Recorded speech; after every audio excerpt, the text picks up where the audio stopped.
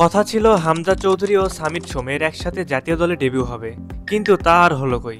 শুধুমাত্র বাফুফের অবহেলার জন্য আমরা হয়তো আরও একটি রত্নকে হারিয়ে ফেলতে যাচ্ছি।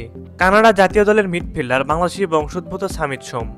বাংলাদেশের হয়ে খেলতে শুরু থেকে আগ্রহী ছিল সামিত, কিন্তু বাস্তবতা হলো যাদের হয়ে খেলতে চায় সামিত তাদের যেন অবহেলার কোনো শেষ নেই। ক্লাবে সামিত সোমের পরবর্তী ম্যাচ এপ্রিলের 5 তারিখ, প্রায় 1.5 মাস পর। ক্লাবে এটা তার কনজিকিউটিভ সিজন। সৌদি ক্যাম্পে অন্তত সপ্তাহ খানেকের জন্য ক্লাব থেকে ছাড় পেয়ে ভারত ম্যাচের জন্য আসতে পারত, অথচ তার পাসপোর্টই নাই এখনো। পুরো ব্যাপারটাই আনফরচুনেট।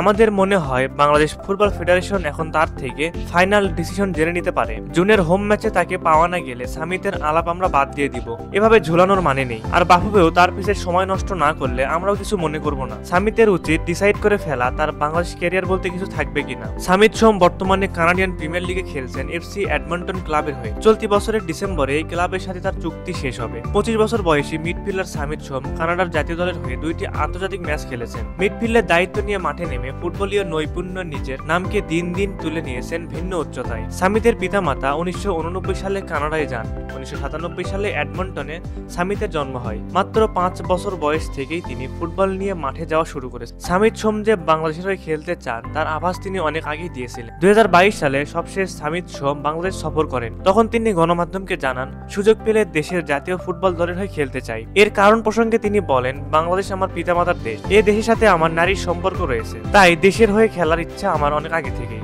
সামিত আরো বলেন, বাংলাদেশের ফুটবল এখন অনেক উন্নতি হয়েছে, সামনে আরো ভালো করবে তারা। প্লেয়ারদের একাগ্রতা নিয়ে খেলতে হবে, লেগে থাকতে হবে। যে যেভাবে পারে ঠিকভাবে খেললে পরে সফলতা ঠিকই আসবে। তাই তো বলাই যায়, দেশের প্রতি এত ভালোবাসা থাকা একটা খেলোয়াড়কে যদি না পায় বাংলাদেশ, তাহলে দেশের ফুটবলের অনেক বড় ক্ষতি হবে, এটা প্রায় নিশ্চিতভাবে বলা যায়। সুতরাং বাফুফের উচিত অবহেলা না করে সামিতের সাথে দ্রুত যোগাযোগ করে তাকে লাল সবুজের হয়ে খেলতে তার নিজের মাতৃভূমিতে ফিরিয়ে আন।